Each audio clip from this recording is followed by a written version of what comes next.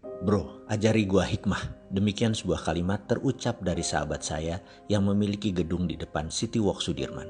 Gedung 30 lantai tersebut, kantornya berada di lantai 29 dan lantai 30. Saya terkejut kenapa tiba-tiba saya baru datang ke kantornya dia berkata demikian. Tapi dia sahabat lama saya. Dia juga mitra bisnis saya. Saya tahu sekali tabiatnya. Dia berhati lembut, sensitif sekali. Dan kalau dia berkata begini, saya jarang komentar.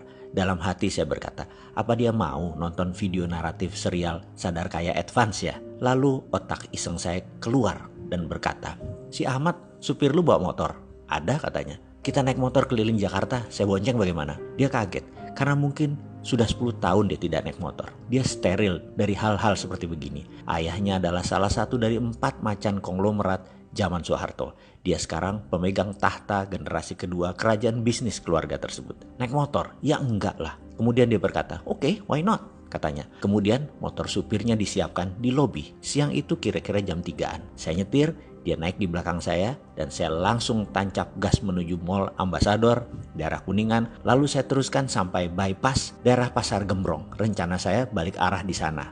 Dan ternyata hujan besar sekali di daerah bypass tersebut. Untung kami sempat berteduh di bawah tol di bypass tersebut. Ada puluhan motor melakukan hal yang sama. Hujan membesar, air bergerak naik ke arah trotoar, dan sahabat saya mulai gerutu. Sialan lu, basah nih gue. Di samping kami, seorang ayah dengan anaknya kira-kira berusia 10-12 tahunan berdiri merapat kedinginan. Air mengenang naik cepat sehingga sejajar trotoar tempat kami berdiri. Tiba-tiba ada mobil dengan kecepatan tinggi di dekat kami membuat siraman air kotor muncrat membasahi hingga tubuh kami. Semua orang menghujat seketika termasuk sang anak kecil tadi. Nampak sang ayah menenangkan dirinya. Saya yang berdiri di sampingnya tak kuasa tidak mendengarkan percakapan ayah anak ini. Sudahlah nak, jangan marah. Tapi dia kurang ajar ngotorin semua orang ayah. Kalau kita marah, kata ayahnya, itu energi negatif yang keluar dari diri kita.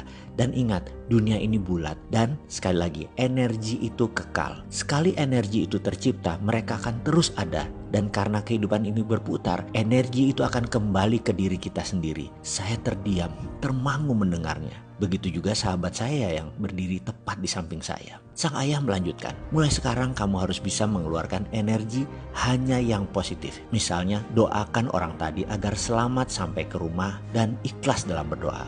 Doakan semua orang yang berteduh ini selamat sampai di rumah dan tidak terkena penyakit. Doakan pengemis di pinggir jalan. Doakan apa saja yang kamu lihat. Anak sekolah yang baru pulang, tukang sapu jalanan, semua yang kamu lihat. Doakan, percayalah hidupmu akan lurus, mudah dan selamat dunia akhirat. Papa selalu mencari uang halal untuk keluarga. Siang malam semua papa doakan. Mamahmu menanak nasi, dia berdoa. Ucapkan doa baik buat petani yang menanam, pedagang yang berjualan, pengendara yang membawa beras ini, petani yang menggiling padi menjadi beras, ikan yang dimasak pun mamah selalu mendoakan. Sehingga apa yang kita makan sudah disyukuri, sudah diikhlaskan, sudah diseimbangkan. Tak lama kemudian sebuah Alphard warna hitam tepat berhenti di depan mereka dan pintu terbuka. Mama, kata sang anak sambil naik ke mobil tersebut dan supir mobil tersebut bertukar dengan sang ayah.